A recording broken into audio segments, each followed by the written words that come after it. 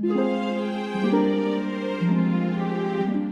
libro, una voz, presenta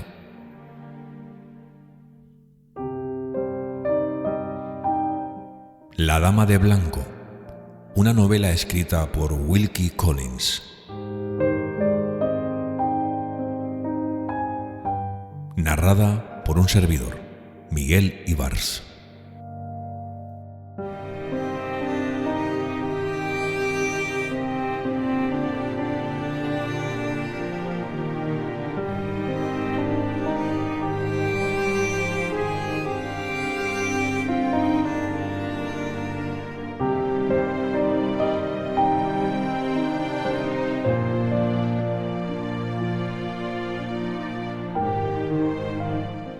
Episodio 14. Capítulo 3.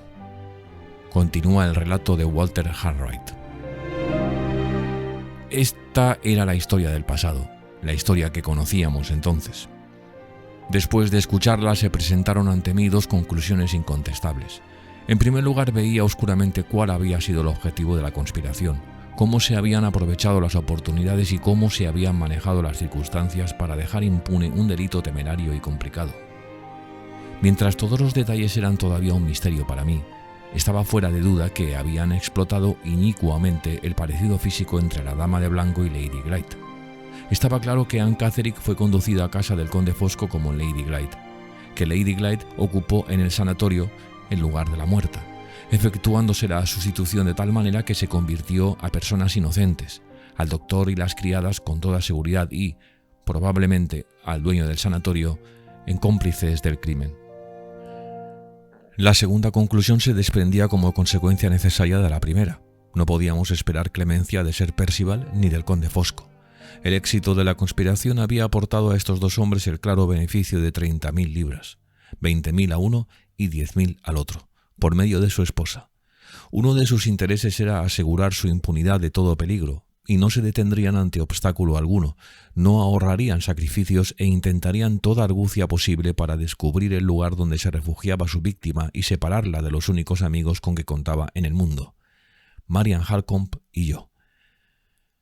La comprensión de este grave peligro que corríamos, un peligro que cada día y cada hora que pasaba podía acercársenos más y más, fue lo único que me inclinó a escoger el sitio donde refugiarnos. Lo encontré en la parte lejana del este de Londres, donde se encontraba menos gente ociosa que diera vueltas por la calle y mirase lo que pasaba a su alrededor. Elegí nuestra casa en un barrio humilde y populoso, pues cuanto más dura fuese la lucha por la existencia de los hombres y mujeres que nos rodeaban, menos riesgo había que tuvieran tiempo para molestarse en advertir la presencia a su lado de nuevos vecinos ocasionales. Estas eran las grandes ventajas que yo vi, pero aquel barrio nos ofrecía otro beneficio, no menos apreciable. Podríamos vivir sin grandes gastos con lo que ganaría con mi trabajo diario y podíamos ahorrar hasta el último céntimo de cuanto poseíamos para lograr aquel justo propósito de reparar un agravio infame, el propósito en que yo no dejaba de pensar ni por un instante. En una semana Marian Harcombe y yo decidimos cómo dirigir el curso de nuestras nuevas vidas. No había más inquilinos que nosotros en la casa y podíamos entrar y salir sin pasar por la tienda. Convencí a Marian y a Laura de que, al menos por ahora, no dieran ni un paso fuera de la casa sin ir acompañadas por mí y que no dejara entrar en las habitaciones a nadie bajo ningún pretexto cuando yo no estuviese. Al establecer esta regla me dirigí a casa de un amigo a quien había conocido en tiempos mejores, un xirógrafo que tenía una gran clientela, para pedir un empleo, añadiendo que tenía mis razones para no dejar conocer mi nombre. Enseguida sacó la conclusión de que eran las deudas las que me obligaban a ocultarme. Expresó su compasión con las palabras que el caso requería y se prometió hacer lo que pudiera por ayudarme. No quise rectificar su errónea impresión y acepté el trabajo que tenía para darme. Mi amigo sabía que podía confiar en mi experiencia y habilidad. Yo tenía lo que él exigía, perseverancia y facilidad. Y, aunque modestas, mis ganancias nos bastaban para satisfacer nuestras necesidades. Cuando pudimos estar seguros de ello, Marian Harcombe y yo contamos el dinero de que disponíamos. Ella tenía 200 o 300 libras que le quedaban de su modesto capital, y la misma cantidad más o menos me quedaba del dinero que conseguí al vender mi puesto de profesor de dibujo con su clientela antes de abandonar Inglaterra. Juntamos más de 400 libras. Deposité en un banco esta pequeña fortuna destinada a las pesquisas e investigaciones secretas que estaba decidido a emprender y desarrollar solo, si no encontraba a nadie que nos ayudase. Calculamos nuestros gastos semanales hasta el último céntimo y jamás tocamos nuestro escaso capital a no ser por bien de Laura y para provecho suyo. Si nos hubiéramos atrevido a tener una persona extraña a nuestro lado, una sirvienta hubiera hecho los trabajos domésticos de los que, desde el primer día y por su propia voluntad, se encargó Marian Halcombe. No dudes de mi valor, Walter. Es mi debilidad la que ahora llora, no soy yo. Los trabajos de la casa la callarán si no puedo yo conseguirlo. Y sostuvo su palabra. La victoria era suya cuando nos vimos aquella noche y se sentó para descansar. Sus ojos negros grandes y fijos me miraron con la inteligencia firme de otros tiempos. Todavía no estoy rendida, aún se me puede confiar mi parte del trabajo. Y antes de que yo la contestase añadió en un susurro: recuérdalo si llega el momento. Y lo recordé cuando el momento llegó. A fines de octubre, el curso cotidiano de nuestras vidas seguía la dirección prevista, y los tres estábamos tan completamente aislados en nuestro retiro como si la casa que habitábamos fuera una isla desierta y el enorme laberinto de calles y los millares de semejantes nuestros que nos rodeaban fueran las aguas de un mar infinito. Yo disponía ahora de algunos ratos de ocio para meditar sobre el plan de acción a seguir y cómo armarme en secreto y con mayor seguridad para prepararme a mi futura batalla contra Sir Percival y el conde. Di por perdida toda esperanza de probar la identidad de Laura, alegando que Marian y yo la habíamos reconocido.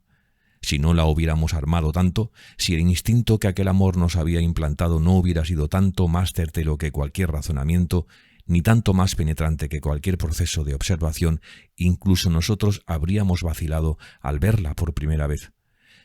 La transformación exterior de Laura, producida por el sufrimiento y horror que había pasado, aumentó espantosa y casi desesperadamente su falso parecido con Anne Catterick. En mi relato sobre los acontecimientos ocurridos durante mi estancia en Limerick, mencioné mi impresión de observarlas a las dos diciendo que su parecido, asombroso a primera vista, fallaba en muchos detalles de importancia si se lo analizaba detenidamente. En aquellos días pasados de verlas juntas, una al lado de la otra, nadie las confundiría por un momento siquiera, como suele ocurrir en caso de los gemelos. Yo no podría mantenerlo ahora. Las penas y las angustias que en otros tiempos me había reprochado asociar en un pensamiento siquiera pasajero con el futuro de Laura Fairley, ahora sí habían dejado sus marcas profanadoras sobre la belleza y juventud de su rostro y el parecido fatal que yo un día había visto y que me había hecho estremecerme al verlo y al pensar en él siquiera, era ahora un parecido real y vivo que se presentaba ante mis propios ojos. A extraños, conocidos, amigos que no podían verla como la veíamos nosotros, si se la hubieran mostrado en los primeros días después de ser rescatada del sanatorio, hubieran dudado de si sería aquella la Laura Fairley que habían conocido en otros tiempos, y no se podrían reprochar sus dudas. La única posibilidad que nos quedaba, y en la que pensé desde el principio creyendo que podríamos sernos útil, era la de hacer despertar en ella el recuerdo de personas y hechos que no pudieran ser conocidos por una impostora. Pero más tarde nuestra triste experiencia nos mostró que aquella posibilidad no dejaba lugar a esperanzas. Cada una de las preocupaciones con que Marian y yo la tratábamos, cada uno de los remedios con que intentábamos fortalecer y consolidar sus debilitadas e inseguras facultades, eran de por sí una protesta contra el riesgo de hacer retomar su mente hacia su pasado angustioso y terrible. Los únicos sucesos de días pasados que nos atrevíamos a evocar ante ella eran los comentarios domésticos insignificantes y triviales de aquella época feliz en la que yo llegué por primera vez a Limerick para enseñarla a dibujar. El día en que desperté sus recuerdos enseñándole el dibujo del pabellón de verano que me entregó la mañana en que nos despedimos y que jamás se había separado de mí desde entonces, fue el día en que nació nuestra primera esperanza. Poco a poco y con suavidad, el recuerdo de los paseos a pie y a caballo fue retornando a ella, y sus pobres ojos cansados y lánguidos miraban a Marian y a mí con un interés nuevo, reflejando un pensamiento inseguro que desde aquel instante acariciamos y mantuvimos despierto. Le compré una pequeña caja de pinturas y un álbum de dibujos parecido a aquel viejo álbum que había visto en sus manos el día que la encontré por primera vez. Una vez más, en medio de la lobreguez de las noches en la pobre habitación londinense, pasaba las horas robadas a mi trabajo, sentado a su lado para guiar el trazo tembloroso, para ayudar la mano débil. Día tras día cultivé aquel nuevo interés hasta que su lugar, en el vacío de su existencia, fue por fin asegurado, hasta que pudo pensar en sus dibujos y hablar de ellos y practicarlos con paciencia ella sola, mostrando un débil reflejo de inocente placer ante mis palabras de aliento, de regocijo creciente ante sus propios progresos, de débil reflejo de aquello que pertenecía a su vida y su felicidad perdidas en el pasado. Por este sencillo medio ayudamos lentamente a su inteligencia. Salíamos llevándola entre nosotros a dar un paseo en los días apacibles por una cercana plaza tranquila de la antigua ciudad donde nada podía alarmarla ni atemorizarla.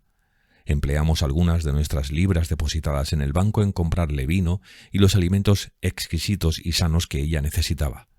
La entreteníamos después de cenar con juegos infantiles de cartas y, así, con libros de modelos que pedí prestados al grabador para quien trabajaba.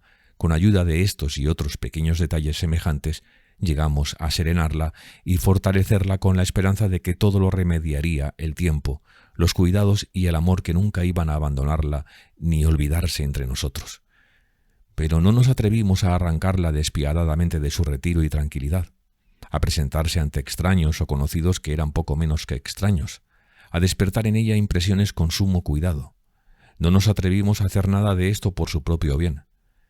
Cualesquiera que fuesen los sacrificios que se nos exigieran, por largos, fatigosos y exasperantes que fuesen los aplazamientos que se produjeran, la injusticia que se había cometido con ella, si había medios humanos para enfrentarla, debía ser combatida sin conocimiento ni ayuda de Lady Glyde. Una vez tomada esta decisión, era necesario pensar cuál sería el primer riesgo al que nos expondríamos ineludiblemente y por qué procedimiento habíamos de comenzar. Después de consultarlo con Marian, decidí reunir tantos hechos como es posible conocer y luego pedirle consejo al señor Cairll, en quien sabíamos que podíamos confiar, para establecer, en primer lugar, si los remedios legales nos eran asequibles. Era mi deber, ante los intereses de Laura, no arriesgar su futuro en tentativas inexpertas mientras hubiera la más remota posibilidad de fortalecer nuestra posición obteniendo alguna asistencia competente. La primera fuente de información a la que acudí fue al diario de Marian Halcombe, escrito en Wallwater Park. Había en él pasajes dedicados a mí mismo que ella no juzgó conveniente dejarme ver. Por tanto, ella me leía el manuscrito y yo tomaba cuantas notas necesitaba. Solo podíamos encontrar tiempo para este trabajo permaneciendo despiertos hasta muy tarde. Dedicamos 3 noches a esta ocupación que fueron suficientes para informarme sobre todo cuanto Marian podía decir. Luego quise conseguir tantos testimonios complementarios cuantos pudiera obtener de otras personas sin despertar sospechas. Me dirigí a casa de la señora Bessie para asegurarme de si era correcta o no la impresión de Laura de que había dormido allí una noche. En este caso, y teniendo en cuenta la edad y la delicada salud de la señora Bessie, como más tarde hice en otros casos semejantes, por precaución, mantuve en secreto nuestra situación real y no olvidé de hablar de Laura como de la difunta Lady Glyde. La contestación que me dio la señora Bessie solo confirmó las dudas que ya tenía. Laura escribió, en efecto, anunciando su propósito de pasar la noche bajo el techo de su vieja amiga, pero no llegó jamás a su casa. Su imaginación en esta ocasión y, como yo temía, en algunas otras, le presentó confusamente algo que ella solamente se proponía hacer bajo la falsa luz de algo que había hecho en realidad. Era fácil esperar aquellas contradicciones inconvenientes, pero podían conducir a graves consecuencias. Era la piedra que podría hacernos caer y el punto débil de su testimonio, que fácilmente podía volverse contra nosotros. Cuando pedí la carta que escribió Laura desde Blackwater Park a la señora Bessie, me la entregó sin sobre. Lo había tirado a la papelera y hacía mucho que estaba destruido. En la carta no se indicaba fecha alguna, ni siquiera el día de la semana. Solo contenía estas líneas. Queridísima señora Bessie, estoy pasando momentos malos y llenos de angustia, y probablemente mañana por la noche vendré a su casa para pedirle que me deje pasar en ella la noche. No puedo decirle mis motivos en esta carta. Tengo tanto miedo de que me descubran escribiéndole que no puedo concentrarme. Por favor, espéreme en casa. Le daré 1000 besos y se lo contaré todo. Su afectuosa Laura. ¿De qué nos podían servir estas líneas? De nada. Al regresar de la casa de la señora Bessie, aconsejé a Marian escribir, siguiendo las mismas precauciones que había tomado yo, a la señora Michelson. Debía expresar cierta sospecha acerca del comportamiento del conde Fosco y pedir al ama de llaves que nos suministrase un relato claro de los acontecimientos con el objetivo de establecer la verdad.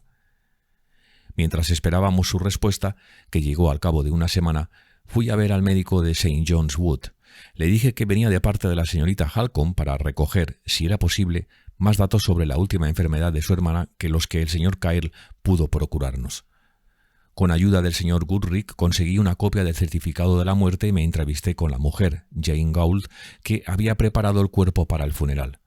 Por su mediación encontré el modo de hablar con la criada, Hester Pinhorn. Esta había dejado su empleo hacía poco, a consecuencia de un altercado con su ama, y vivía en casa de unas personas a las que conocía la señora Gould en el mismo barrio. Con esto queda explicado cómo obtuve las declaraciones del ama de llaves, del médico, de Jane Gould y de Hester Pinhorn, que anteriormente se han presentado en estas páginas. Provisto de las evidencias adicionales que proporcionaban aquellos documentos, me juzgué suficientemente preparado para consultar con el señor Kyle. Marian le escribió para presentarme y precisar el día y la hora en que yo le solicitaba ser recibido para hablar de un asunto privado. Por la mañana tuve tiempo de llevar a Laura a dar nuestro paseo habitual y dejarla después ocupada con sus dibujos. Me miró con una expresión de ansiedad en su rostro cuando me levanté para salir de la habitación. Sus dedos empezaron a recorrer, con el movimiento inquieto de viejos tiempos, los pinceles y lápices que tenía delante, sobre la mesa. «¿No estás cansado de mí todavía?», me dijo. «¿No te vas porque te has cansado de mí? Trataré de ser mejor, trataré de recuperarme. Walter, ¿me quieres tanto como me querías antes, ahora que estoy tan pálida y delgada y aprendo a dibujar tan lentamente?» Me habló como lo hubiera hecho un niño y me dejó ver sus pensamientos como un niño los hubiera dejado ver. Esperé unos minutos, esperé para decirle que la quería mucho más entonces de lo que la había querido nunca en el pasado. «Trata de recuperarte», le dije, alentando la nueva esperanza en el futuro que veía nacer en su ánimo. «Trata de recuperarte por Marian y por mí». «Sí», se dijo a sí misma, volviendo a sus dibujos. «Tengo que tratar de hacerlo. Los dos son tan buenos conmigo». De pronto volvió a levantar sus ojos hacia mí. «No tardes mucho. No puedo dibujar, Walter, cuando no estás aquí para ayudarme». «Volveré enseguida, querida, para ver cómo lo estás haciendo». La voz me tembló un poco, bien a pesar mío. Salí del cuarto haciendo un esfuerzo. No era momento de perder el dominio de mí mismo, que debía resultarme útil antes de que terminase el día. Abrí la puerta e hice señas a Marian de que me siguiese hasta la escalera. Era necesario prepararla con respecto al resultado que tarde o temprano podría seguir a que me dejase ver abiertamente por las calles. «Con toda probabilidad dentro de pocas horas estaré de vuelta», le dije. «Como de costumbre, ten cuidado en no dejar entrar a nadie en casa hasta que vuelva, pero si algo sucediese...» «¿Qué puede suceder?», me interrumpió enseguida. «Dime francamente, Walter, si hay algún peligro para que yo sepa cómo hacerle frente». «El único peligro», le contesté, «es que Sir Percival Glyde haya vuelto a Londres al saber que Laura se ha escapado. Como sabes, antes de irme de Inglaterra me hizo vigilar y es probable que me conozca de vista, aunque yo no le conozco». Apoyó su mano en mi hombro y me miró en silencio. Vi que comprendía el grave peligro que nos amenazaba. «Esto no quiere decir», le dije, «que vayan a descubrirme tan pronto Sir Percival o alguno de sus agentes. Pudiera suceder cualquier accidente. En ese caso no te alarmes si no regreso esta noche. Y le das a Laura la mejor disculpa que se te ocurra. Si tengo el menor motivo para sospechar que me vigilan, tendré mucho cuidado en que ningún espía me siga hasta nuestra casa. No dudo de que volveré, Marian, aunque me retrase algo. Y no temas nada». «No temeré nada», contestó con firmeza. «Walter, no tendrás que sentir que solo tengas a una mujer para apoyarte». Se calló y me retuvo un instante. «Ten cuidado», me dijo apretando mi mano ansiosamente. «Ten cuidado». Me separé de ella para abrir el camino que descubriría la conspiración, el camino oscuro y dudoso que comenzaba en la puerta de la casa del abogado. Capítulo 4. Hasta que llegué al despacho de los señores Gilmore y Kyle, en Chancery Lane, no sucedió nada digno de mención. Cuando entregué mi tarjeta al criado del señor Kyle, se me ocurrió una consideración que me hizo lamentar profundamente no haber pensado en ello antes. La información que contenía el diario de Marian dejaba bien claro que el conde Fosco había abierto su primera carta enviada al señor Kyle desde Blackwater Park y, ayudado por su mujer, había interceptado la segunda. Por tanto, conocía muy bien la dirección de este despacho y naturalmente había deducido que si Marian necesitase consejo y ayuda después de que Laura escapara del sanatorio, acudiría una vez más a la experiencia del señor Kyle.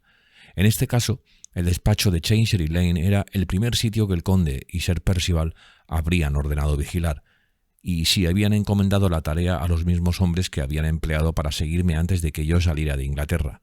El que yo había regresado se habría conocido, con toda probabilidad, aquel mismo día.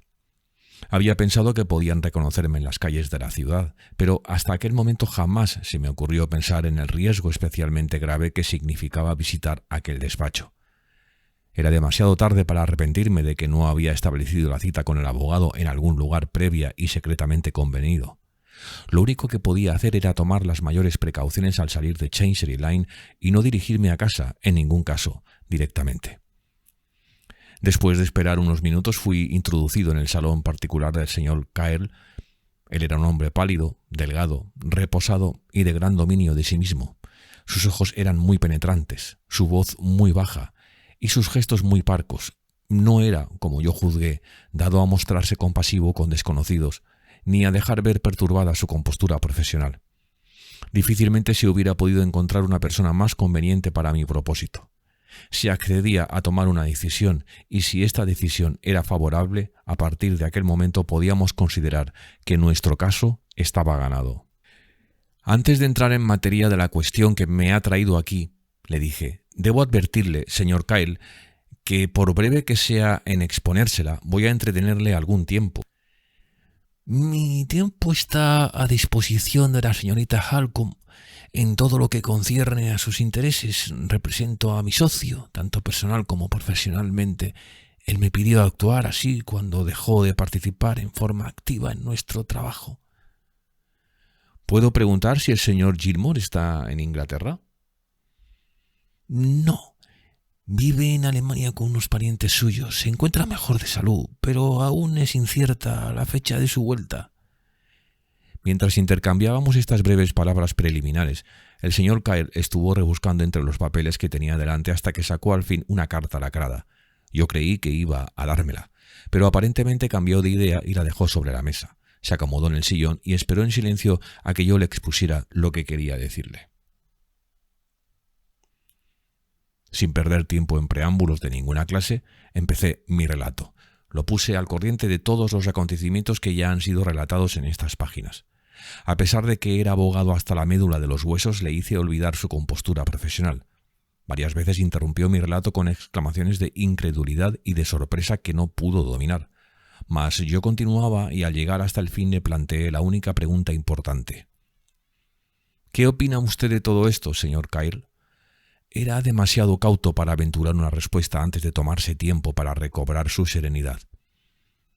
Antes de darle mi opinión, me dijo, quiero que me permita hacerle algunas preguntas para aclarar la situación del todo. Me hizo en efecto preguntas penetrantes, suspicaces, incrédulas, que nos dejaron ver con claridad que me consideraba víctima de una obsesión y que, si no me hubiese presentado la señorita Halcombe, podría dudar de si yo intentaba perpetrar un fraude concebido con astucia. ¿Usted cree que le he dicho la verdad, señor Kyle? Le pregunté cuando acabó de examinarme. En lo que concierne a su propia convicción, estoy seguro de que me ha dicho la verdad. Tengo en la mayor estima a la señorita Halcombe y por lo tanto tengo motivos más que suficientes para dar crédito a un caballero a cuya mediación ella confía un asunto de esta índole. Aún puedo ir más lejos, si le parece, y admitiré en honor a la cortesía y la razón que la identidad de Lady Glyde como una persona viva sea un hecho irrefutable para la señorita Halcombe y para usted. Pero ustedes pretenden de mí una opinión legal. Como jurista y solo como jurista, es mi obligación decirle, señor Harright, que no tiene usted ni sombra de posibilidades de poder entablar una causa legal. Lo dice usted con toda dureza, señor Kyle. Trataré de decirlo con toda claridad también. La evidencia de la muerte de Lady Glyde es, a primera vista, clara y satisfactoria. Existe el testimonio de su tía, que confirma que llegó a casa del conde Fosco, que allí se puso enferma y falleció.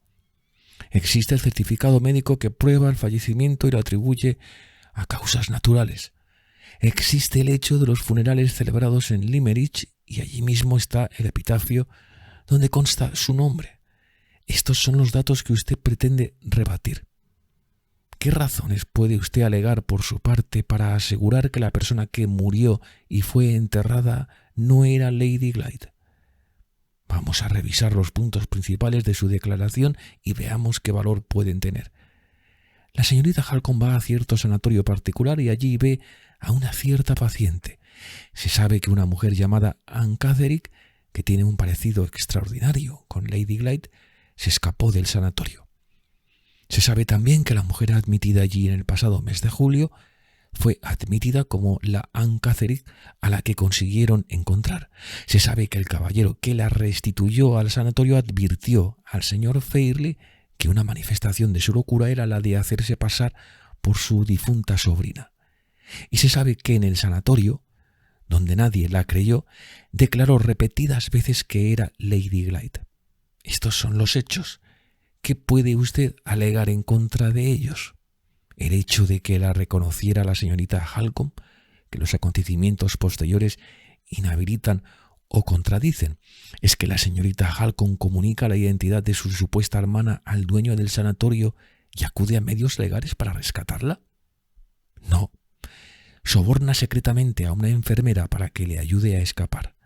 Cuando la enferma está liberada de este modo tan sospechoso y se le presenta al señor Fairley, ¿la reconoce él? ¿Vacila un momento siquiera su creencia en la muerte de su sobrina? ¿La reconocen los criados? ¿Permanece cerca de su casa para probar su personalidad y para someterse a otras pruebas? No. Se la lleva en secreto a Londres. Entretanto, también usted la ha reconocido. Pero no es usted pariente, ni siquiera un antiguo amigo de la familia. La opinión de los criados contradice a la suya y la del señor Fairley a la de la señorita Halcombe. La supuesta Lady Glyde se contradice a sí misma. Declara que pasó una noche en Londres en determinada casa. Usted mismo comprueba que jamás se acercó a ella. Usted mismo admite que el estado de su mente le obliga a abstenerse de presentarla en público para someterla a un interrogatorio y dejarla hablar por su cuenta. Paso por alto detalles de menor importancia para no perder tiempo y le pregunto si este caso se presenta ahora ante un tribunal de justicia, ante un jurado que debe considerar los hechos según parezcan ser más razonables. ¿Dónde están sus pruebas? Tuve que esperar hasta que pude pensar en algo antes de contestarle. Es la primera vez que la historia de Laura y la de Marian se me presentaba desde el punto de vista de un extraño, la primera vez que los obstáculos terribles que había en nuestro camino se me aparecían en su auténtica dimensión. No cabe duda, le dije, que los hechos tal y como usted los ha presentado parecen hablar en contra nuestra, pero usted piensa que pueden interpretarse de otro modo, me interrumpió el señor Kyle. Deje que le explique el resultado de mi experiencia en este sentido. Cuando un jurado inglés tiene que elegir entre un hecho simple que está en la superficie y una larga explicación que subyace bajo ella, se decide siempre por el hecho, prefiriéndolo a la explicación. Por ejemplo, Laura Glyde, llamo a la dama que usted representa por este nombre para facilitar la argumentación, declara que ha dormido en cierta casa y se demuestra que no ha dormido allí. Usted explica esta circunstancia aduciendo el estado de su mente y saca una conclusión metafísica. No quiero decir que esta conclusión esté equivocada. Solo digo que el jurado, el tribunal, aceptaría el hecho de que ella se contradice con preferencia a cualquier razón que pueda ofrecer usted para explicar esta contradicción. Pero no es posible, arguí, a fuerza de paciencia y de esfuerzos, descubrir otras evidencias. La señorita Halcombe y yo disponemos de unos cientos de libras. Me miró con compasión mal disimulada y negó con la cabeza. Considere el caso, señor Harriet, desde su mismo punto de vista.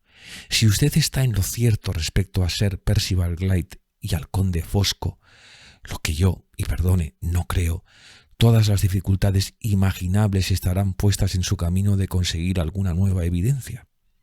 Se usará cualquier obstáculo para impedir el litigio.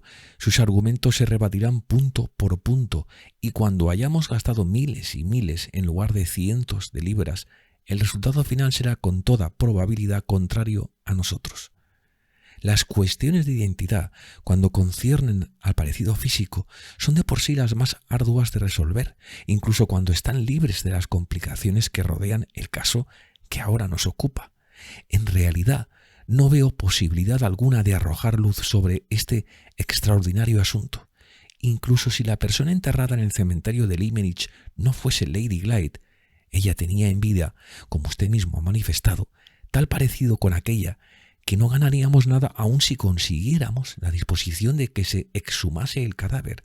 En resumen, aquí no hay causa, señor Cartwright. Aquí, de verdad, no hay causa. Yo estaba decidido a creer que sí la había, y movido por esta decisión, renové mi argumentación desde otra posición. ¿No existen otras pruebas que podamos aportar, además de la prueba de identidad?, le pregunté. No en su situación, me repuso. La prueba más segura y más sencilla sería la comparación de las fechas y, según tengo entendido, esta prueba se hará fuera de su alcance. Si usted pudiera advertir alguna discrepancia entre la fecha del certificado del doctor y la del viaje de Lady Glyde a Londres, el asunto revestiría un aspecto totalmente distinto y yo sería el primero en decirle: vamos adelante. Pues estas fechas pueden establecerse aún, señor Kyle.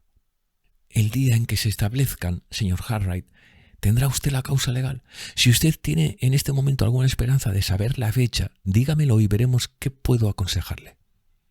Medité. El ama de llaves no podía ayudarnos. Laura no podía ayudarme. Marian no podía ayudarnos.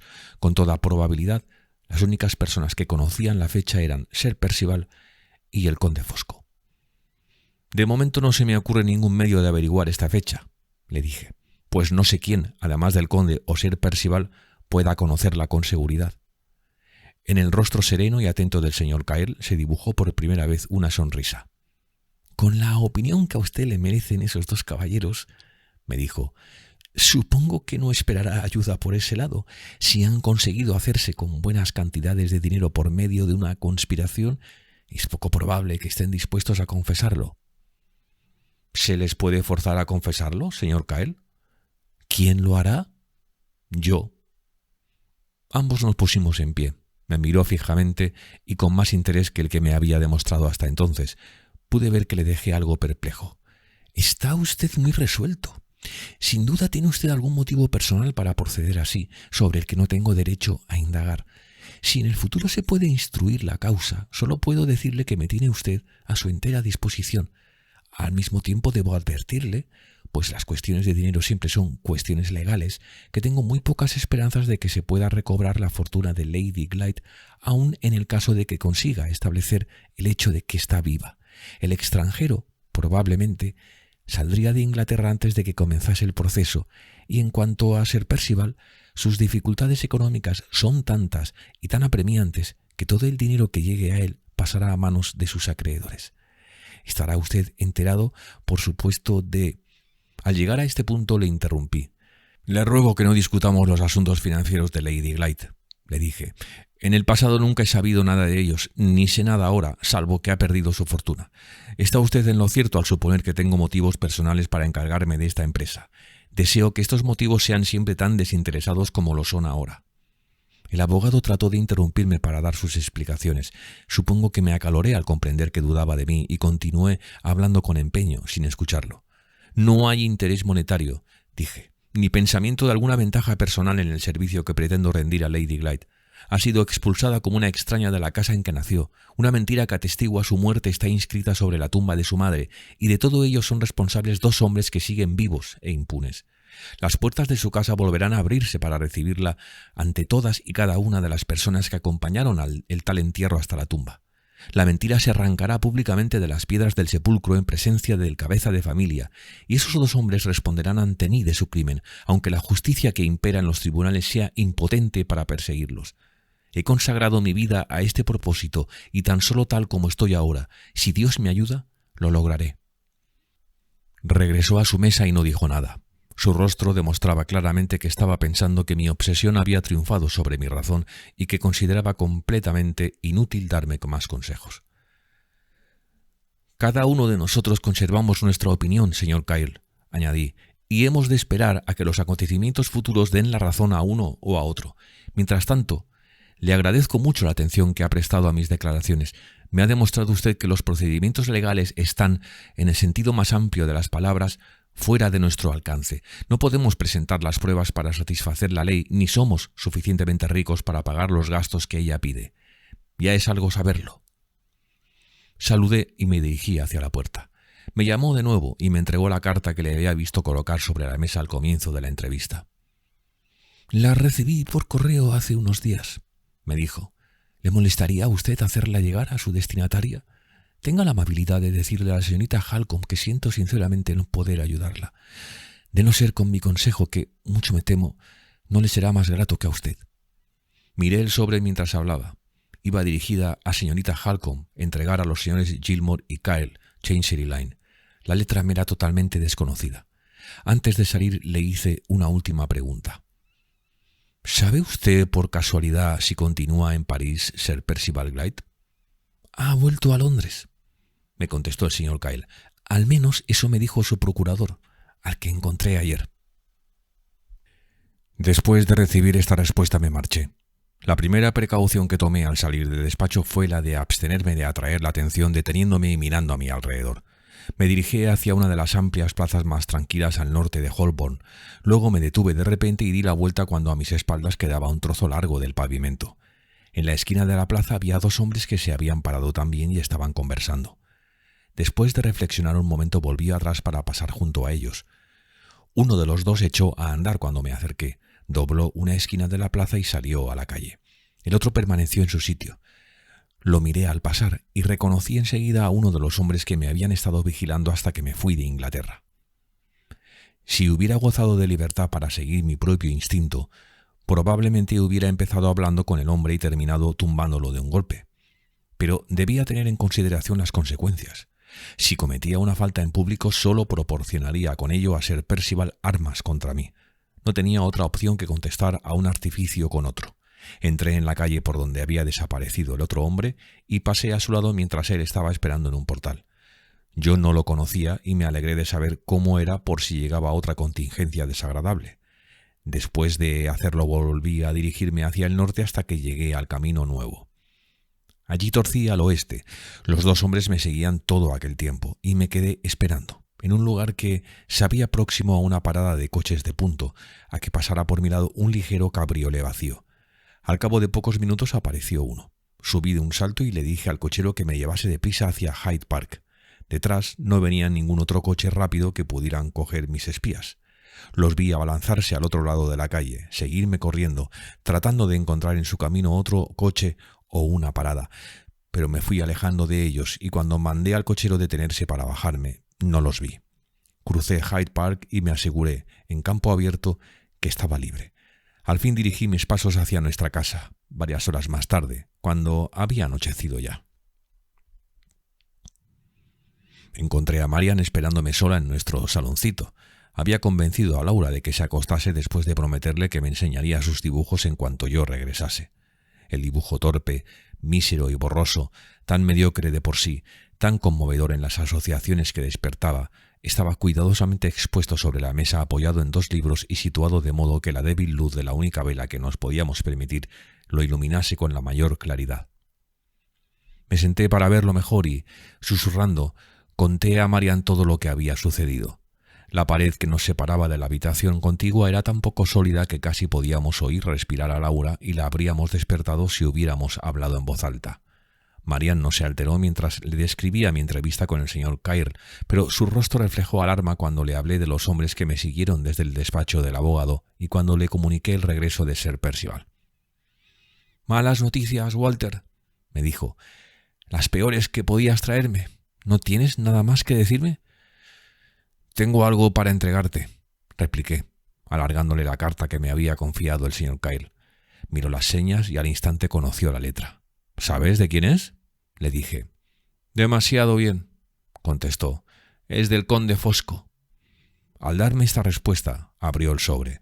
Sus mejillas ardían y sus ojos brillaron de rabia cuando me la entregó para que yo la leyese a mi vez. La carta contenía estas líneas.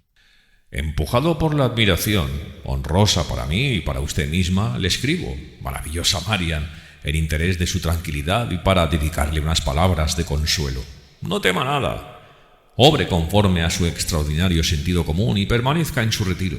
Mujer querida y admirada, no se exponga a la peligrosa publicidad. La resignación es sublime, adóptela. El remanso humilde del hogar es eternamente confortante. Disfrute de él. Las tormentas de la vida pasan sin causar perjuicio sobre el valle de la reclusión. Deténgase, querida amiga, en este valle. Hágalo y yo le garantizo que no tendrá nada que temer. No volverá a lacerar su sensibilidad en ninguna nueva desdicha. Su sensibilidad que, para mí, es más preciosa que la mía propia. No se la molestará a usted más. La bellísima compañera de su retiro no será perseguida. Ha encontrado un nuevo refugio y un nuevo sanatorio en su corazón. Refugio inapreciable. La envidio y la dejo descansar en él. Una última palabra de cariñosa advertencia, de precaución paternal, y dejo a la fuerza el hechizo de hablar con usted. Cierro estas líneas fervorosas.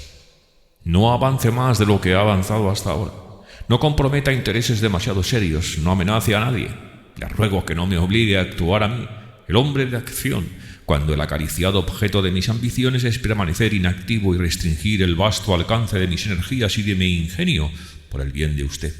Si tiene usted amigos vehementes, modere su deplorable ardor. Si el señor Harry retorna a Inglaterra, no se comunique con él. Yo camino por mi propia senda y Percival sigue mis pasos. El día en que el señor Harry se cruce en este camino, es hombre perdido. Por toda firma aquellas líneas llevaban una inicial, una F rodeada de intrincados rasgos floreados. Tiré la carta sobre la mesa con todo el desprecio que sentía por ella. «Trata de asustarme», dije, «y es señal evidente de que el que tiene miedo es él». Ella era demasiado femenina para tratar la carta como yo la había tratado. La insolente familiaridad de su lenguaje le hizo perder el dominio de sí misma. Cuando me miró, por encima de la mesa, sus manos se entrelazaron sobre su regazo y su temperamento de antes, apasionado y feroz, volvió a fulgurar con fogosidad en sus mejillas y en sus ojos. «Walter», dijo, «si alguna vez esos dos hombres estuviesen a tu merced y te vieses forzado a perdonar a uno de ellos, por favor, que éste no sea el conde». «Guardaré esta carta, Marian, para que me sirva de recordatorio cuando llegue el momento». Me miró con atención mientras guardé la carta en mi cartera. «¿Cuando llegue el momento? ¿Puedes hablar del futuro como si estuvieras seguro de él, después de lo que ha dicho el señor Kyle y de lo que ha sucedido hoy?» «No cuento nuestro tiempo desde hoy, Marian. Todo lo que hoy he hecho ha sido pedir a un hombre que actúe por mí. Cuento nuestro tiempo desde mañana». «¿Por qué desde mañana?» «Porque mañana pienso actuar yo mismo». «¿Cómo?» «Iré a Blackwater Park en el primer tren y espero volver por la noche». «¿A Blackwater?» «Sí. He tenido tiempo para pensar desde que dejé al señor Kyle. En ese punto su opinión confirma la mía. Debemos perseverar en nuestro intento de averiguar la fecha del viaje de Laura. Es el único punto débil de la conspiración y probablemente nuestra única posibilidad de demostrar que está viva radica en descubrir esta fecha». «¿Quieres decir?» preguntó Marian. «¿Descubrir que Laura no salió de Blackwater Park hasta después de la fecha indicada en el certificado de defunción?» «En efecto». «¿Qué te hace pensar que fue después? Laura no puede decirnos nada de su estancia en Londres». «Pero el dueño del sanatorio te dijo que había ingresado el 27 de julio. Dudo que la habilidad del conde Fosco alcanzase a tenerla escondida en Londres, insensible a todo lo que pasaba a su alrededor, más de una noche. En ese caso debió de salir el 26 y llegar a Londres un día después de la fecha que atestigua su muerte en el certificado médico. Si podemos demostrar esta fecha, demostraremos nuestra acusación contra el conde y Sir Percival». Sí, lo veo claro. ¿Cómo conseguir las pruebas?»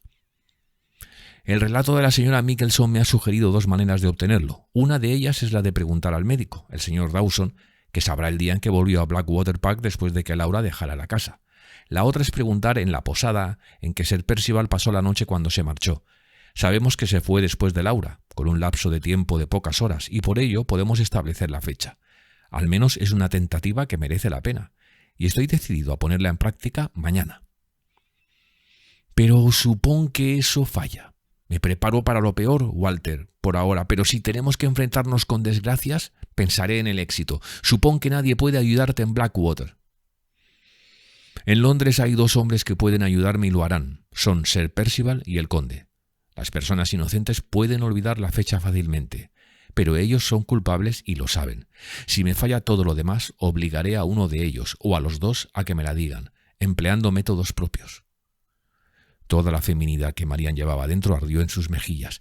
«¡Empieza por el conde!», me susurró con ansiedad. «¡Hazlo por mí! ¡Empieza por el conde!». «Por el bien de Laura, hemos de comenzar donde veamos más probabilidades de éxito», le dije. El color desapareció de sus mejillas y, moviendo con tristeza la cabeza, dijo: «Sí, tienes razón. Qué mezquino y miserable por mi parte haber dicho eso. Trataré de tener paciencia, Walter, y conseguir algo más de lo que pude conseguir en épocas más felices. Pero aún me queda algo de mi temperamento. Cuando pienso en el conde no puedo contenerme». «Le llegará su turno», le contesté, «pero recuerda que ambos conocemos un punto débil de su pasado». Callé, esperando a que se serenase, y entonces pronuncié las palabras decisivas. «Marian, hay un punto débil en el pasado de Sir Percival y nosotros 2 lo sabemos». «¿Te refieres al secreto?». «Sí, al secreto. Es lo único seguro que podemos emplear contra él, sin recurrir a otros medios. Puedo forzarle a abandonar su seguridad, puedo arrastrarlo a él y su villanía a la luz del día. Sea lo que fuere lo que el conde ha hecho, Sir Percival ha consentido la conspiración contra Laura, impulsado por otro motivo, además del lucro. ¿No le oíste decir al conde que creía que la mujer conocía lo bastante como para hundirlo? ¿No le oíste decir que era hombre perdido si se conocía el secreto de Anne Catherine? Sí, lo oí. Pues bien, Marian, si nos fallan los demás recursos, me propongo conocer el secreto. Aún ahora, mi vieja superstición me asedia. Vuelvo a repetir que la dama de blanco encarna la influencia que rige sobre nuestras 3 vidas. El fin decretado nos acecha, y Anne Catherine, desde su tumba, sigue marcándonos el camino que nos conducirá hasta él. Capítulo 5. La historia de mis primeras pesquisas en Hampshire es muy breve. Como salí temprano de Londres, antes del mediodía pude llegar a casa del señor Dawson. Nuestra conversación, en lo que concernía al objetivo de mi visita, no aportó ningún resultado satisfactorio. Los libros del señor Dawson me demostraron ciertamente cuándo había vuelto a Blackwater Park para atender a la señorita Halcombe. Pero era imposible retroceder desde esta fecha calculando con exactitud la otra sin que la señora Michelson me ayudase, y ella no era capaz de hacerlo. No podía recordar. ¿Quién podría hacerlo en un caso similar? ¿Cuántos días habían transcurrido hasta que el médico reanudó la asistencia de su paciente desde que se había marchado Lady Wright?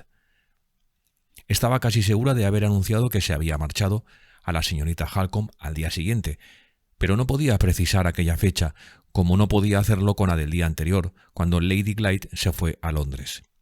Tampoco podía calcular siquiera aproximadamente el tiempo transcurrido desde que se marchó su ama hasta que llegó la carta sin fecha de Madame Fosco. Finalmente, para colmo de dificultades, el propio doctor, que estuvo enfermo en aquel periodo, prescindió de anotar, como solía hacer, el día y el mes en que el jardinero de Blackwater Park vino con el recado de la señora Michelson. Cuando perdí la esperanza de conseguir la ayuda del señor Dawson, resolví tratar de averiguar la fecha en que Sir Percival llegó a Knowlesbury. Aquello parecía una fatalidad. Al llegar a Knowlesbury me enteré de que se había cerrado la posada y en los muros de la casa había órdenes judiciales. Había resultado mal negocio, me informaron, desde que construyeron el ferrocarril. El nuevo hotel, situado al lado de la estación, había ido absorbiendo la clientela y la vieja posada, que, como sabíamos, era donde pasó la noche Sir Percival, se cerró hacía 2 meses. Su dueño se había marchado del pueblo llevándose todos sus bienes y posesiones y nadie supo decirme con certeza a dónde. Las 4 personas a las que pregunté me dijeron diferentes versiones sobre los planes y proyectos que tenía el posadero cuando se fue de Knowlesbury. Me quedaban algunas horas hasta el último tren que salía para Londres. Subí al coche en la estación de Knowlesbury para regresar a Blackwater Park con la intención de interrogar al jardinero y al hombre que vigilaba la puerta de carruajes. Si resultaba que tampoco ellos eran capaces de ayudarme, Mis recursos quedarían con ello agotados y debería regresar a la ciudad. Despedí el coche a 1 milla de distancia del parque y, siguiendo las indicaciones que me dio el cochero, me encaminé hacia la casa. Al dejar el camino real para entrar en el que llevaba a la puerta, vi a un hombre cargado con un maletín que caminaba deprisa delante de mí y que se dirigía a la puerta de la cochera. Era un hombre bajito, vestido con un desgastado traje negro, y llevaba un sombrero exageradamente grande. Me figuré, por lo que podía juzgar, que sería un pasante de algún abogado, y me detuve para que se alejara de mí. No me había oído, y siguió andando sin volver la cabeza hasta desaparecer detrás del recodo. Cuando poco después llegué a la verja, no lo vi. Evidentemente había entrado en la casa. En la puerta había 2 mujeres. Una de ellas era vieja y la otra la reconocí enseguida por la descripción de Marian. Era Margaret Poker. Pregunté si Percival estaba en el parque, y al recibir una respuesta negativa, pregunté cuándo se había marchado. Ninguna de ellas pudo decirme más que se había ido el verano pasado. De Margaret Poker solo pude obtener sonrisas y cabeceos o despropósitos. La anciana era un poco más razonable y logré hacerle hablar de la forma en que se marchó Sir Percival y de la alarma que le causó su comportamiento. Recordó cómo su amo la llamó cuando estaba ya en la cama y cómo la asustó con sus juramentos. Pero la fecha en que ocurrió aquello, me informó, honestamente, era algo fuera de mi alcance, dijo. Al salir de la portería vi al jardinero trabajando a poca distancia de allí.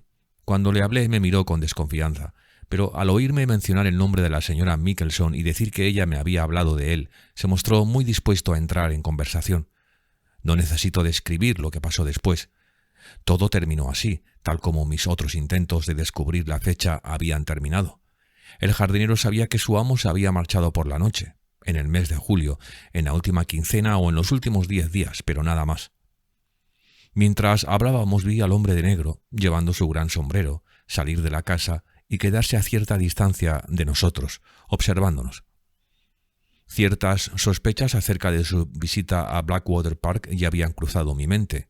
En ese instante en que el jardinero no fue capaz, o no quiso, decirme quién era aquel hombre, mis sospechas aumentaron y decidí aclararlo yo solo, si podía hablándole directamente. La pregunta más natural que se me ocurrió hacerle, como forastero, era si se enseñaba la casa a los visitantes. Acto seguido me acerqué y lo abordé con aquellas palabras. Su mirada y su gesto no dejaron lugar a dudas respecto a que él sabía quién era yo y que deseaba irritarme y llegar a un altercado conmigo. Su respuesta fue tan insolente que podría haber conseguido su propósito si no hubiera sido aún mayor mi decisión de dominarme. Así que me dirigí a él con la cortesía más resuelta. Me disculpé por mi intrusión involuntaria, que él llamó entrada ilegal, y salí del parque. Aquello era exactamente lo que había sospechado. Evidentemente, cuando me reconocieron al salir del despacho del señor Kyle, el hecho se comunicó a Sir Percival, y el hombre de negro fue enviado al parque para anticiparse a mis investigaciones en la casa o en el vecindario.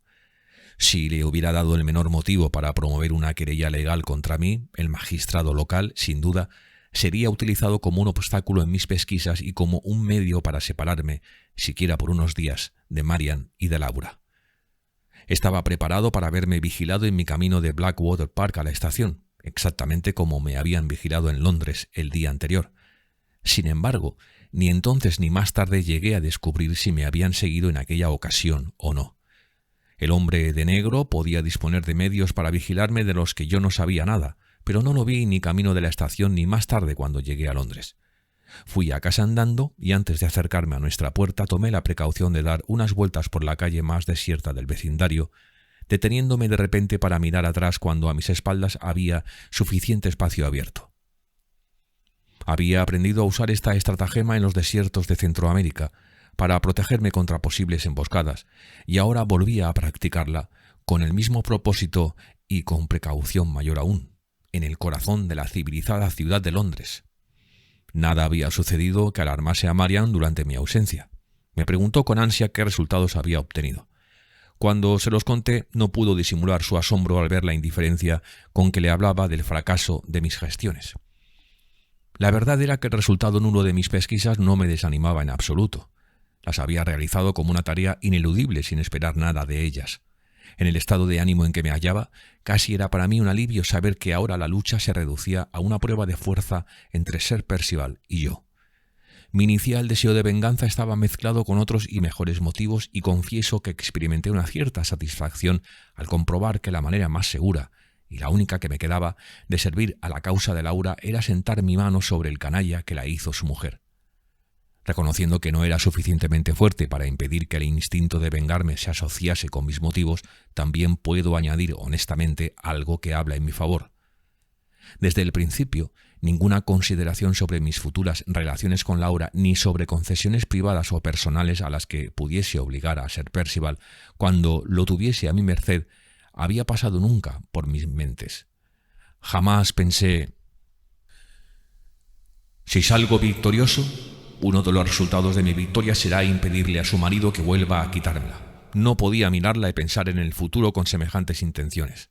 La triste contemplación del cambio que se había operado en ella convertía el amor en la ternura y compasión que hubiesen sentido por ella un padre o un hermano, y que, Dios es testigo, yo sentía con todo mi corazón. Mis esperanzas no llegaban por ahora más que al día en que la viera curada, en aquel día, cuando estuviera fuerte y fuera de nuevo feliz, cuando pudiera mirarme como me había mirado antes y hablarme como antes me hablaba. Era donde terminaba el futuro de mis pensamientos más felices y de mis deseos más acariciados. Estas palabras no se han escrito en un empacho de ociosa satisfacción conmigo mismo. Pronto llegarán pasajes de esta narración que demuestren el juicio de los demás sobre mi propia conducta, y es justo que antes de que llegue este momento se pese fielmente en una balanza lo mejor y lo peor de mí. La mañana siguiente de mi regreso de Hampshire, pedí a Marian que subiera conmigo a mi cuarto de trabajo y allí le expuse el plan que había elaborado para derrotar a Sir Percival, atacándole en el único punto vulnerable de su vida. El camino hacia el secreto estaba oculto en el misterio, impenetrable para nosotros, que rodeaba a la Dama de Blanco.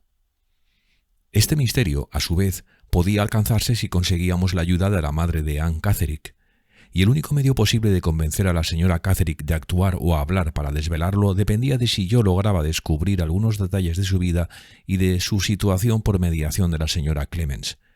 Después de considerarlo detenidamente, comprendí que para reanudar mis pesquisas necesitaba ponerme en comunicación con la fiel amiga y protectora de Anne Catterick. La primera dificultad, por tanto, era encontrar a la señora Clemens. Tuve que agradecer a la rápida inteligencia de Marian la solución inmediata de aquella necesidad con ayuda del medio más sencillo y mejor. Me propuso escribir a la granja cercana a Limerick, Todd's Corner, para preguntar si la señora Todd había tenido noticias de la señora Clemens en los últimos meses.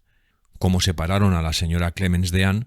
No lo sabíamos, pero cuando se logró separarlas, la señora Clemens seguramente decidió buscar a la desaparecida en los lugares por los que sentía más cariño, las inmediaciones de Limerick.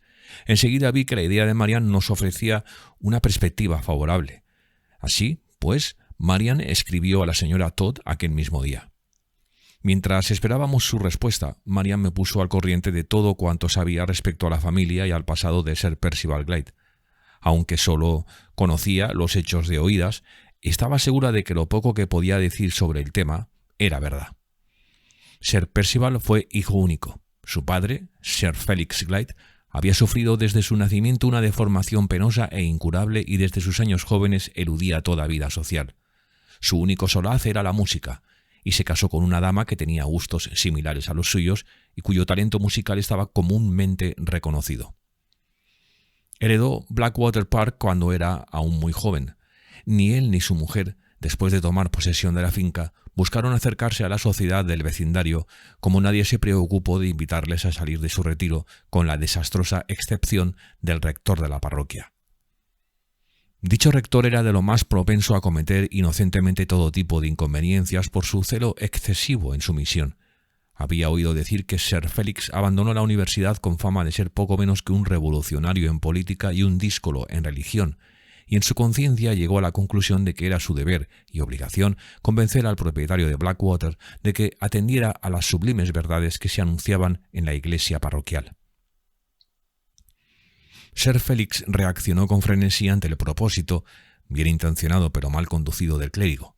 Le insultó en público y con tanta grosería que todas las familias del vecindario enviaron cartas de indignada protesta, y hasta los arrendatarios de Blackwater Park expresaron su opinión con la máxima rotundidad a que podían atreverse.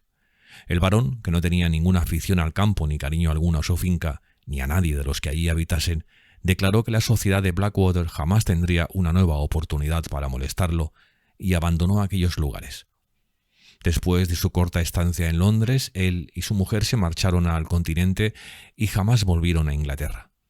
Vivieron parte del tiempo en Francia y parte en Alemania, manteniéndose siempre en un estricto aislamiento que la conciencia morbosa de su deformidad había convertido en necesidad para ser Félix. Su hijo Percival nació en el extranjero y se educó con preceptores particulares.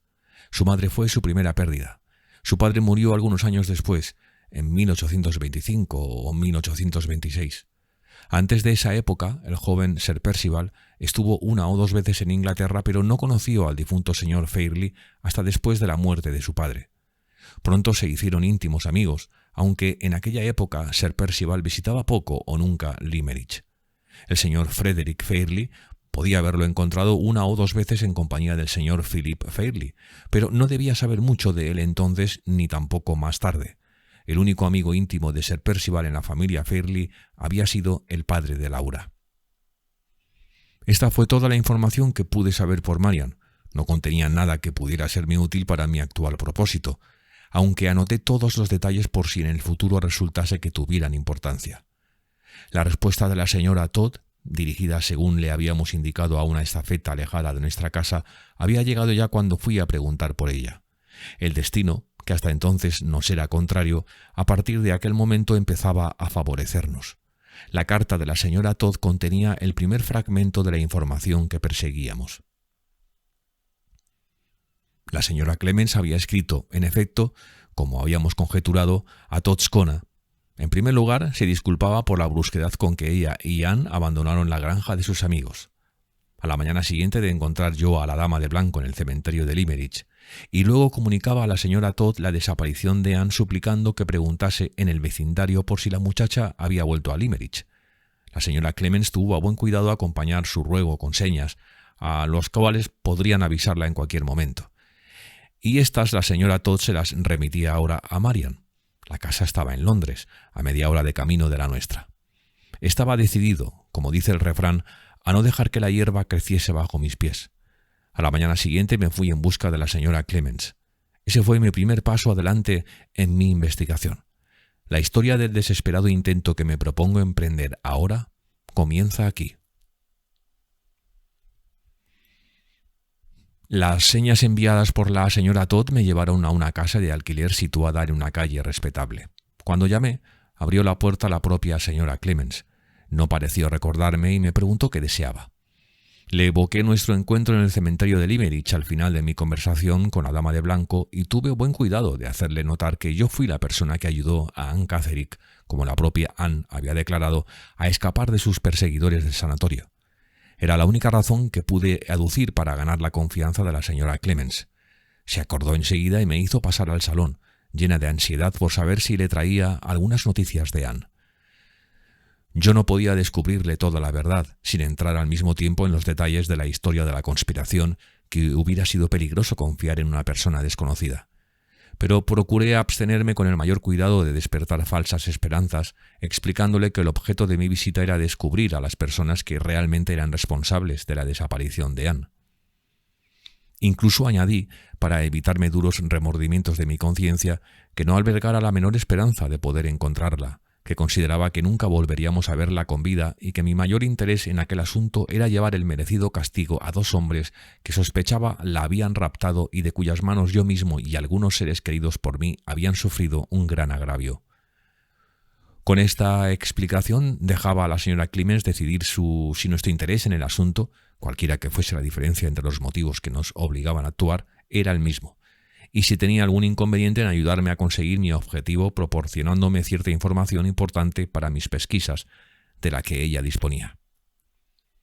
Al principio, la pobre mujer estaba demasiado confusa y emocionada para comprender con claridad lo que le decía. Solo pudo contestarme que me dijo cualquier cosa en agradecimiento por la bondad que había demostrado con Anne, pero como era bastante lenta y tenía poca costumbre de hablar con desconocidos, me rogaba que le indicara por dónde deseaba que empezase. Sabiendo por experiencia que el relato más claro que se ha de esperar de personas poco acostumbradas a ordenar sus ideas al narrar es el que se remontaba suficientemente lejos, al comienzo de los acontecimientos para hacer innecesaria toda retrospección en el curso de la narración. Pedí a la señora Clemens que empezara por contarme qué había sucedido desde que ella abandonó Limerick, y así, guiada por mis preguntas, me expuso, punto por punto, cuánto ocurrió en el tiempo precedente a la desaparición de Anne. La sustancia de la información que así obtuve fue como sigue. Al salir de la granja de Todd, la señora Clemens y Anne llegaron hasta Derby aquel mismo día y allí permanecieron una semana por deseo de Anne.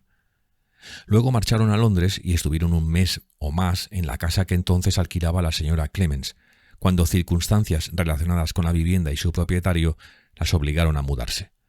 El terror de ser descubierta en Londres o en sus alrededores, que invadía a Anne cada vez que salían de casa, poco a poco fue comunicándose a la señora Clemens, al extremo que ésta decidió marcharse a uno de los rincones más olvidados de Inglaterra, el pueblo de Grimsby, en el condado de Lincoln, donde su difunto marido había pasado su juventud.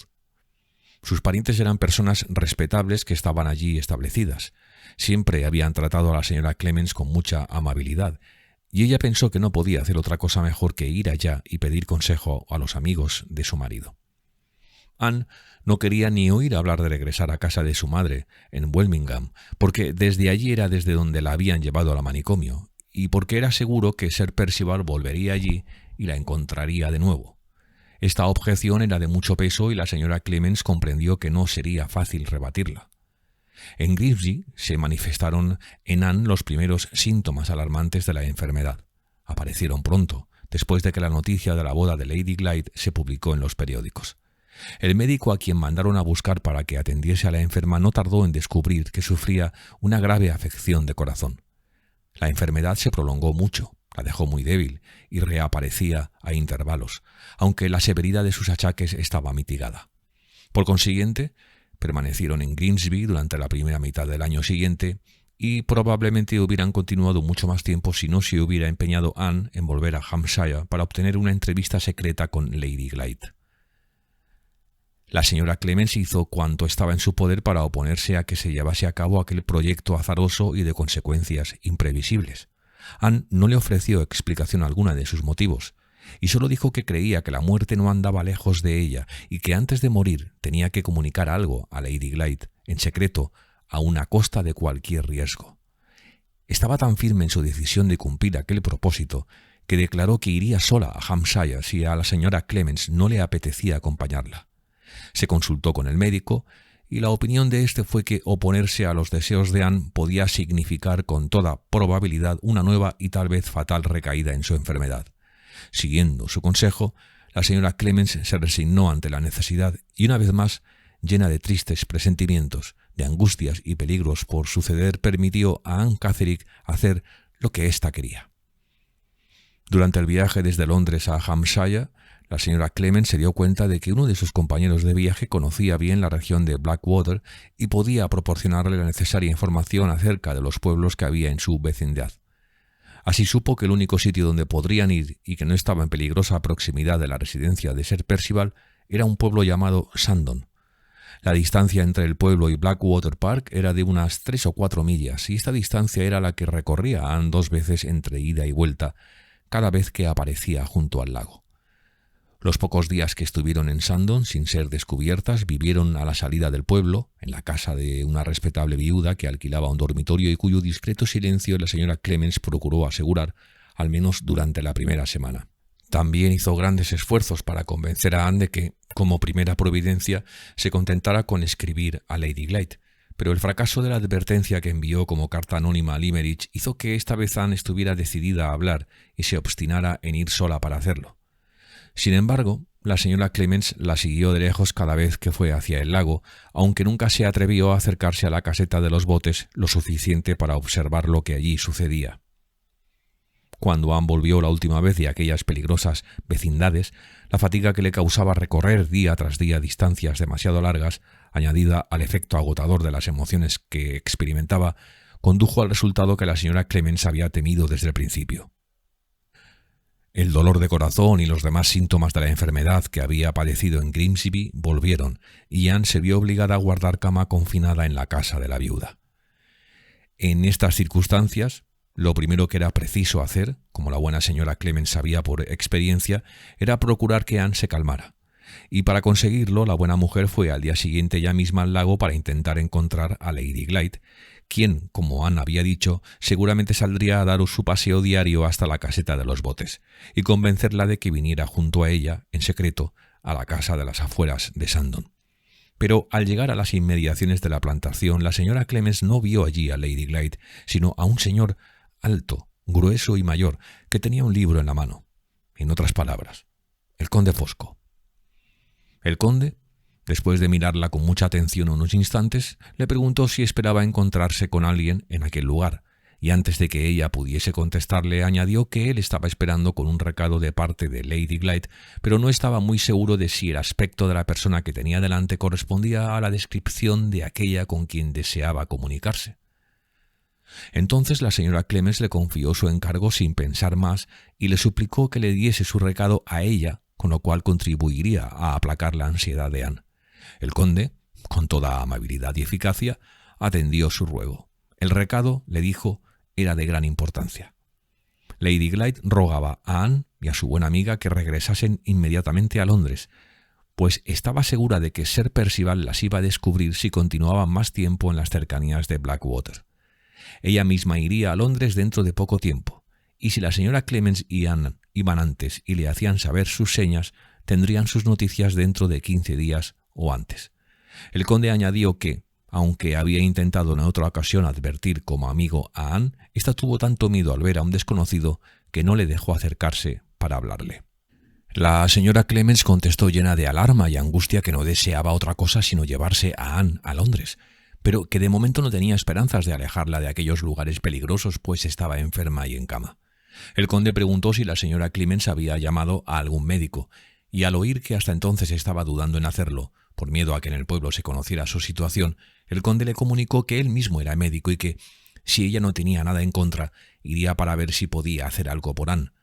La señora Clemens, sintiendo una comprensible confianza en el conde, al que Lady Glyde le había confiado un recado secreto, aceptó la oferta con gran agradecimiento y juntos se dirigieron a casa de la viuda. Anne dormía cuando llegaron. El conde se estremeció al verla, indudablemente asombrado de su parecido con Lady Glyde. La pobre señora Clemens supuso que estaba simplemente impresionado al ver qué mal estaba la enferma. Él no permitió que se la despertara. Le bastaba con hacer alguna pregunta a la señora Clemens sobre los síntomas de la enfermedad, con mirar a Anne y con tomarle el pulso apenas rozando su mano. Sandon era un pueblo lo bastante grande como para tener una botica, y el conde se fue allí para escribir la receta y encargar la medicina. Regresó con la medicina hecha y explicó a la señora Clemens que era un estimulante potente y que con toda seguridad daría a Anne fuerzas para levantarse y resistir el cansancio de un viaje a Londres, al cabo de unas horas escasas. Se tenía que administrar el remedio a horas determinadas, aquel día y al día siguiente. Al tercer día sería capaz de viajar, y quedó en ver a la señora Clemens en la estación de Blackwater, donde cogerían el tren del mediodía. Si ellas no llegaban a la estación, comprendería que era porque Anne estaba peor, en cuyo caso volvería enseguida a visitarla. Como se pudo ver, tal contingencia no se presentó. La medicina hizo un efecto extraordinario en Anne y sus benignos efectos se vieron reforzados por la promesa que pudo hacer ahora la señora Clemens de que pronto vería en Londres a Lady Glyde. El día previsto y a la hora convenida, cuando llegaba a una semana a su estancia en Hampshire, volvieron a la estación. El conde las esperaba ya. Estaba hablando con una señora mayor que por lo visto también se iba en aquel tren a Londres. Las ayudó con toda amabilidad y las acompañó hasta la puerta del compartimento. Rogó a la señora Clemens que no olvidara mandar sus señas a Lady Glyde. La señora mayor no fue en el mismo compartimento que ellas y no la volvieron a ver al llegar a la estación de Londres. La señora Clemens alquiló una vivienda respetable de un barrio tranquilo y, como había prometido, envió enseguida las señas de Lady Glyde. Pasó algo más de una quincena, pero no obtuvieron respuesta.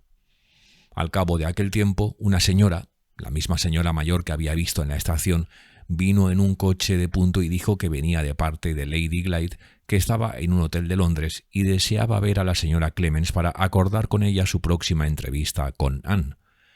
La señora Clemens expresó su disposición. Anne estaba presente en la conversación y le pidió aceptar la invitación de acudir a la cita, siempre que no se requiriera de ella ausentarse durante más de media hora. Ella y la señora mayor, la condesa Fosco por supuesto, subieron al coche.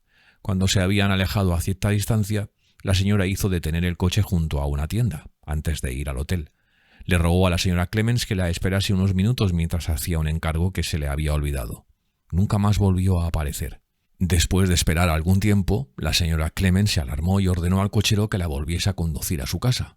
Cuando llegó, después de estar ausente bastante más de media hora, Anne había desaparecido.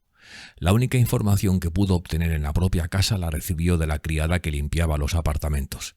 Esta había abierto la puerta a un niño que le dejó una carta para la joven señorita que vivía en las habitaciones del segundo piso, las que ocupaba la señora Clemens.